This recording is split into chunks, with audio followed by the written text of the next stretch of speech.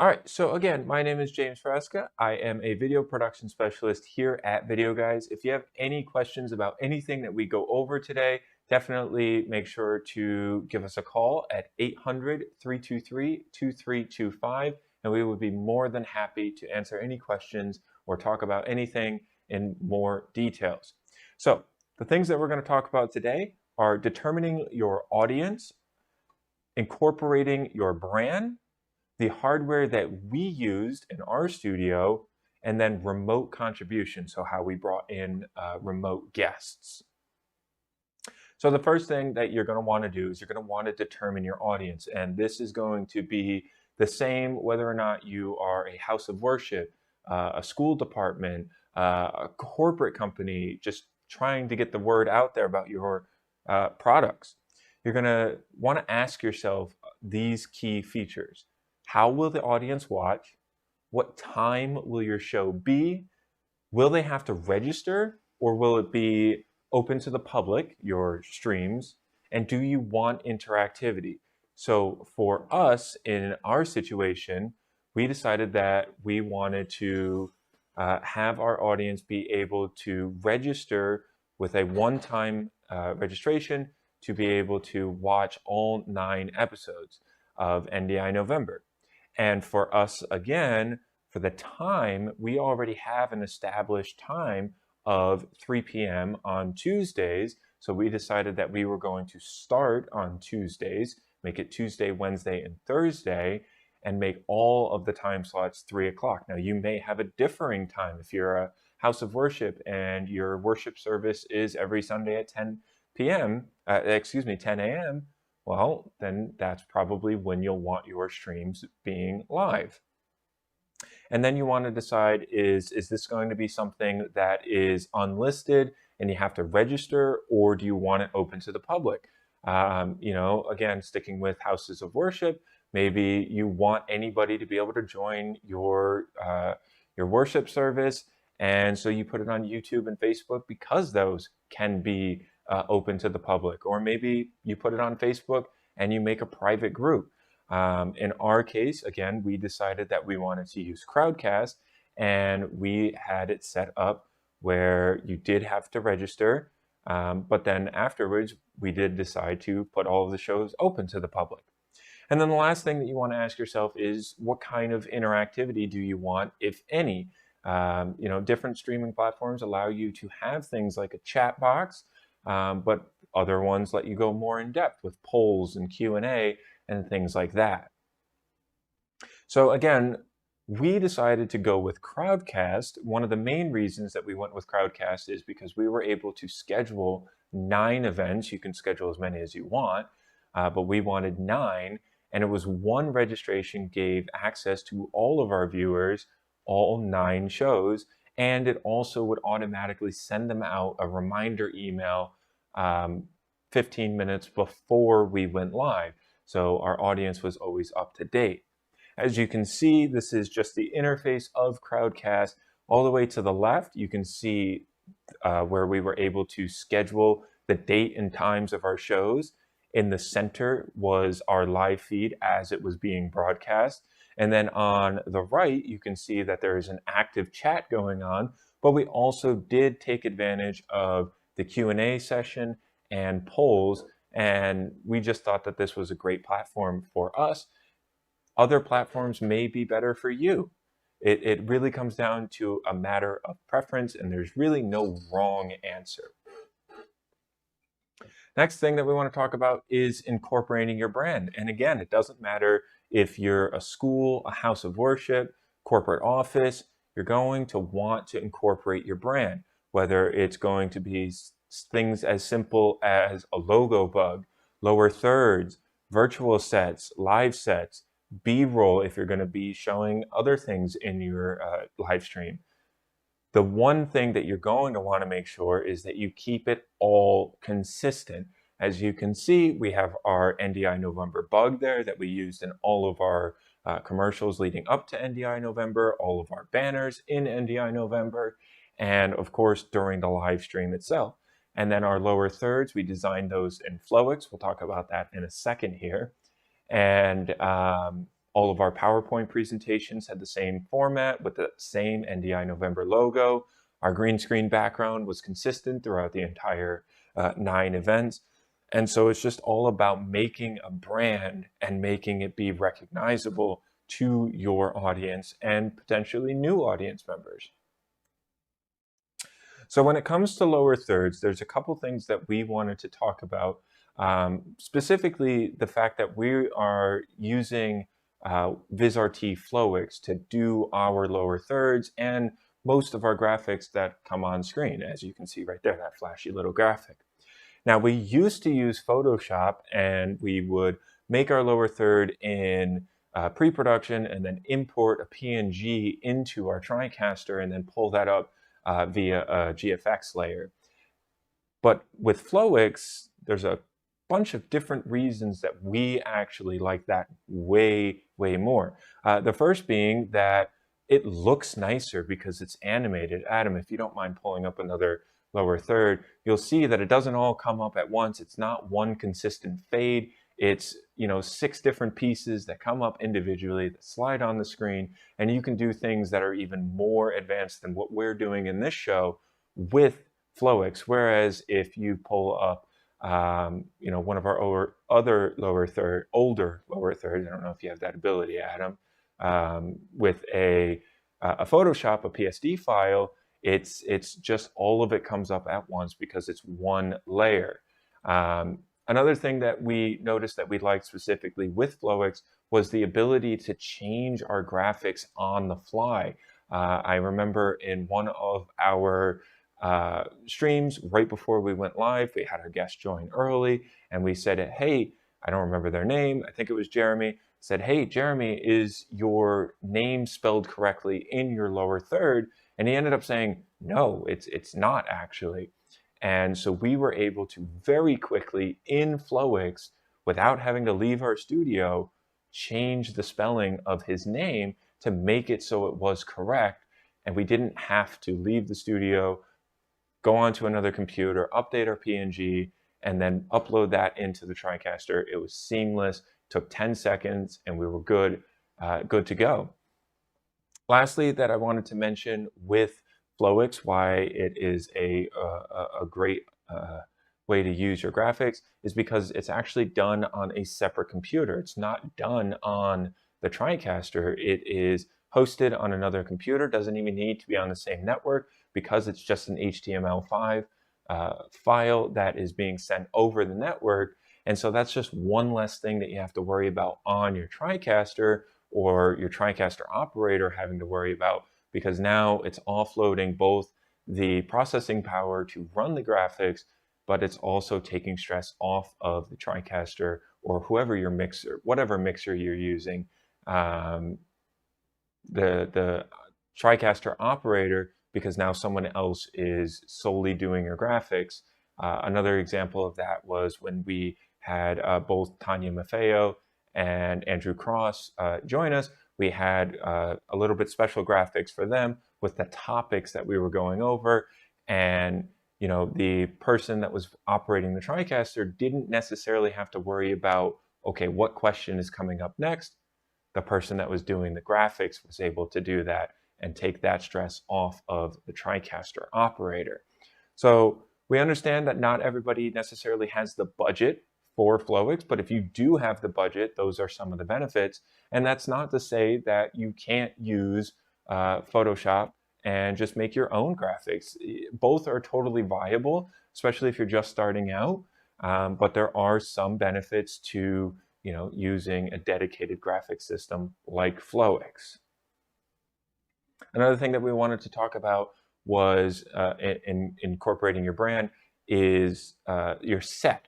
In our case, we decided to use a virtual set to be able to keep it consistent, but we did change it for 1 or 2 of our shows. And I just wanted to give you some overall tips and tricks when using a green screen and a virtual set like we are here. And the biggest thing is going to be your lighting. One thing that I have learned and experienced with shooting with our green screen here, and both in personal projects, is when you're using a green screen, you want to light your subject separately from your green screen. And the main reason for that is if you're using the same lights to light your subject as your background, you're going to cast a shadow on your background, and then your lighting isn't going to be consistent for your green screen. So if I back all the way up to this wall, you'll see that it's lit separately from me, and there is no shadow being cast on the background. Therefore, I can be a little bit closer to the background without worrying about my key getting messed up. Another thing that you're going to want to take into consideration when you're using a green screen is probably going to want to avoid having green objects on your table or on your camera, because those will get keyed out as well. A perfect example of that would be Bird Dog. Their logo is chroma key green, and so when we have those on our table, you may see that it keys out, and that's not ideal. So in that situation, we actually would typically use our our live set, which in the picture on the bottom right there, you can see our studio is set up for both a virtual green screen set, or with the pan of our cameras, a live set. And in the live set, you don't have to worry about the green screen getting keyed out, and you don't have to worry about other objects getting keyed out. So we just use that bookshelf and we put all of our Bird Dog products on there, or Epiphan products on there, and it's no problem at all. Next thing that we want to talk about is camera placement. For our green screen, we do have this camera that is straight on, but we have another camera that is to my left. We don't need to pull it up or anything, but as you can see in that picture, yet again, this wall behind me is not only painted, but the wall to my right is also painted slightly green, because that other angle camera, when it has that side shot, you get that other wall on there as well. So you do want to take into consideration where your cameras are being placed and where that green is going to be seen behind them. Lastly, we wanted to talk about whatever product or prop that you have on your table, you're going to want to make sure that you are aware of whether or not it's a reflective surface, specifically because if you have a smooth flat surface on top of it, let's see if I can do this with my phone, you can see that my phone is being reflected into the green, and so now my phone is getting keyed out until I tilt it up and it's no longer hitting the background. So that's another thing that you want to take into consideration when you're using a green screen is nice, shiny, reflective surfaces will tend to have a problem with your key. And if you do have the ability to use a live set for a situation like that, again, that would be more ideal than using a green screen. All right, so next I wanted to give you a little tour of our studio. But before we do that, what I'm going to do is I'm going to explain how everything works with this graphic. We'll bring this up full screen and then we'll do a studio tour. So everything in our studio that is NDI related is connected to a Netgear M4250 network switch. And that is then connected to our TriCaster TC1 Pro. That is what we are doing all of our mixing on. As you can see, we have two cameras connected directly to the network switch. We have a PTZ Optics Move 4K, and we have a JVC KYPZ 400N. These are both NDI HX compatible cameras, and those connect directly into our network switch and then into the TriCaster. The TriCaster both receives their video feed, but then because NDI is bidirectional, we are able to control those cameras through the TriCaster. The other thing that we have connected to the network switch is our laptop. This laptop that is right in front of me is doing two things primarily. It is actually what is showing our PowerPoint right now, and we are using NDI screen capture to be able to take a screen capture of what I see on this laptop screen, and it's going into this input right here. The other thing that we're doing with the laptop is we are running NDI Teams, and we whenever we have a guest, and we'll show this in a minute here, whenever we have a guest, we bring them in through NDI Teams or Epiphan Connect or whatever we want to do. and then we're extracting that caller and getting them onto our network. And like I said, we'll show you that in a minute. In terms of baseband, we have two connections going directly into our TriCaster TC1 Pro. We have a Sumo 19 SE. We're using that as a recorder, as well as a monitor, a monitor, so I can see what we're seeing. And then also we have a Panasonic CX350 as our main camera right here that is being put directly into the back of our TriCaster TC1 Pro via baseband SDI. Now, these pictures and workflow diagrams are great, but I did just want to, use this camera real quick and show you and give you a little walk around of our tour of our studio. So I'm going to put this camera down again, actually go to the other side of our table here, and I will kind of just walk through all of the cameras that we have. So as you can see here, this is our KYPZ 400N, which is pointed backwards right now, but that's okay. We have our Sumo 19 SE studio monitor. Behind that, we have our our Panasonic CX350. And again, this is being connected via an SDI cable. And then if we walk over here, we have our PTZ Optics Move 4K. This is being controlled via NDI. If we walk over here and I show you inside of our rack real quick, we have three items in our rack. We have our Netgear M4250 switch. We have an LU2000. We're not using this today, but we use this when we want to bring in a guest who does not have access to the internet or a computer with an LU300. A perfect example of this would be when we have our workflow sales specialist, Glenn. Whenever he joins us in a stream, he has his LU300 that sends a signal directly into our LU2000 here, and then we take an SDI out of the back of the LU2000 to plug directly into our TriCaster TC1 Pro here. And that's doing all of our mixing. Now, if I can pick up this camera, point it towards Adam a little bit, as you can see, Adam is using a Surface to control our Flowics. We have three monitors connected to our TriCaster, and then in front of Adam, there is a TriCaster mini control surface, which is how he is doing all of the switching. So that, we have one more item that is in our studio. I'm going to put this down. Hold on one second. Go back to the other side of the table. Give me 1 second here. Hello. And if you don't mind, Adam, let's go back to this. The last camera that we have in our studio that is connected via NDI is a BirdDog PF120. Now this is on a truss above my head. So whenever we have a product on the table that we want to show the interface of, a perfect example would be when we demoed the Advanced Image Robotics Air 1. And as you can see, we're using this PTZ Optics Studio Pro for this little demo here, but now you're seeing what the PF120 would see. That was great, Adam, thank you.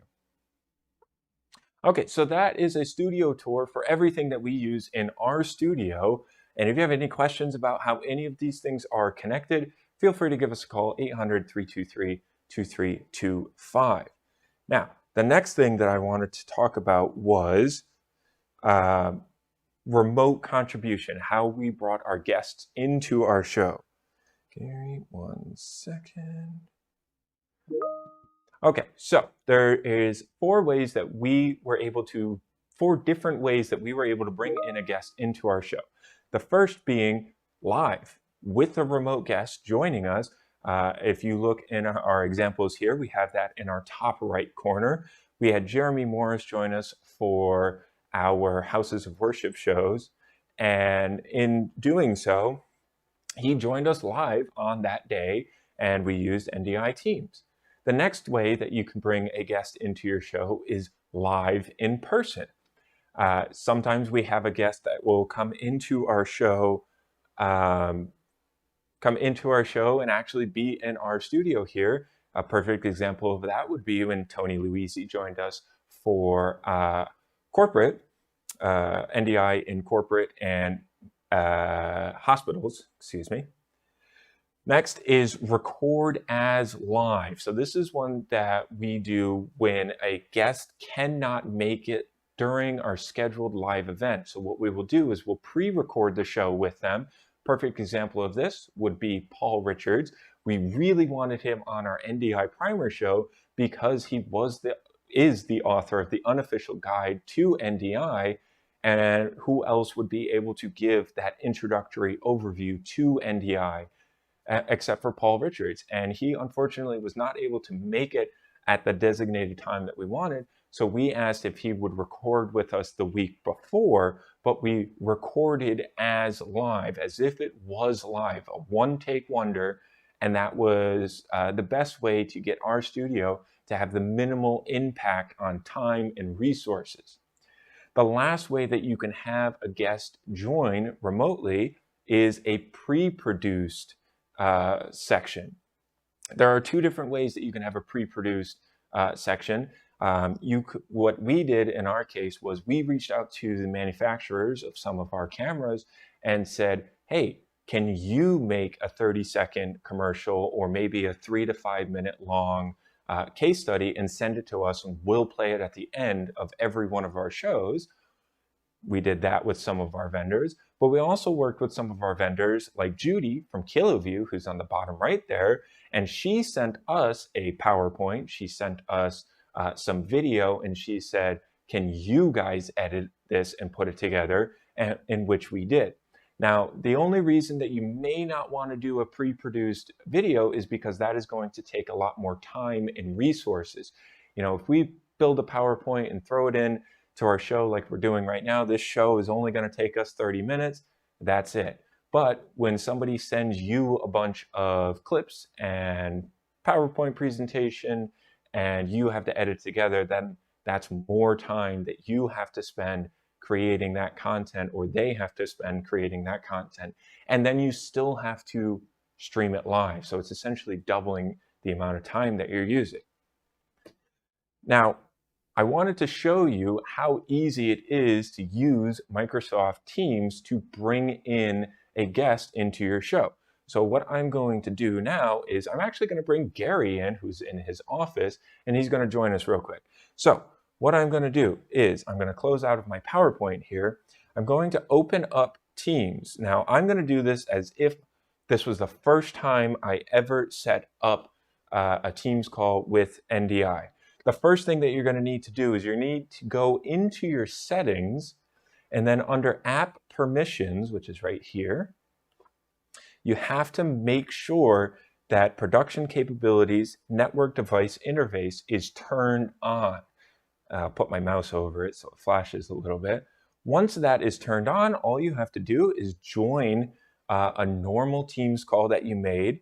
And I have already actually joined with Gary. And as you can see, this is a normal Teams call, but there's one more step that I need to do in order to get Gary into our TriCaster.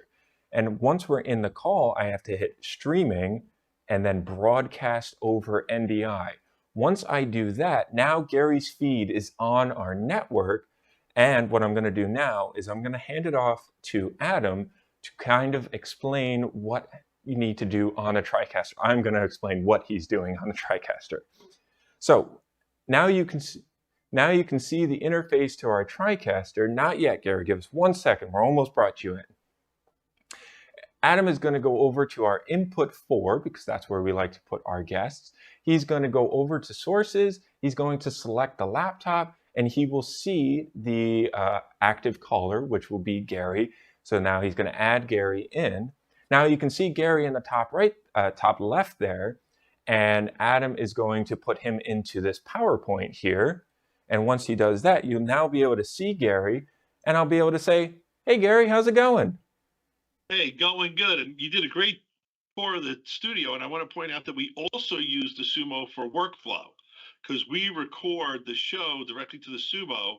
So it's ready to edit immediately in Adobe Premiere. We don't have to do any kind of transforming of the video from NDI into working with Premiere. So we find that as a workflow as well, which is why we picked the Sumo. So we use it as the reference monitor, but we also use it as part of our workflow. But great tour of everything. I think it was really cool. You guys showed everyone how everything works. I want to apologize because I think this shirt is in like 3 of the different screens already. My wife is definitely going to yell at me and say you need a new wardrobe, but I want to compliment you and Adam. You guys did a great job on NDI November, but today's show has been really wonderful. It's not very often that people get a chance to see inside the studio of how the quote unquote magic works. You guys have really done a great job, and I want to stress to everyone who's watching the show, these guys, Adam and James, are available on our phones. You can call our 800 number, or you can drop an email. You can talk to them and say, hey, I watched your show. You showed me that you did this, but you know what? I'm having a little confusion. Help me with this. Do I need this? Do I need that? We're here. We have a sales team that uses the products we sell to sell the products we sell. It's kind of a unique kind of thing for the whole world. But I just want to stress that these guys are great at what they do. They understand it, and they're a great resource. And keep up the good work, guys. And I know I was only supposed to talk for 10 seconds, but I thought I had some good information to share. So great job, guys. Well, thank you for those kind words, Gary. And I'll just say it's your show, so you can talk as long as you want. All right, so we're going to show just as much, James. Yes. All right, so we will say goodbye to Gary, and as a matter of fact, we will say goodbye to everybody. This has been a little bit of a behind the scenes of how you can convert a corporate space into an NDI studio and then be able to broadcast out to the world whatever you want it to be, whether, again, it's a house of worship, a sports team, a corporate office, education, it doesn't matter, whatever you want to be able to broadcast. It isn't that complicated, and we'll help you get there. So again, my name is James Frasca. I'm a video production specialist here at Videoguys. If you have any questions about anything that we talked about today, make sure to give us a call at 800-323-2325. Subscribe to us on YouTube, follow us on Facebook, and we will see you next Tuesday at 3 p.m. Eastern. Until then, peace. Videoguys is available Monday through Friday. Give us a call at 1-800-323-2325. Don't forget to follow us on Twitter and Instagram to stay connected with all of our updates. And you can like us on Facebook. Keep an eye out for our live videos, and don't forget to subscribe to our YouTube channel. Thanks for watching.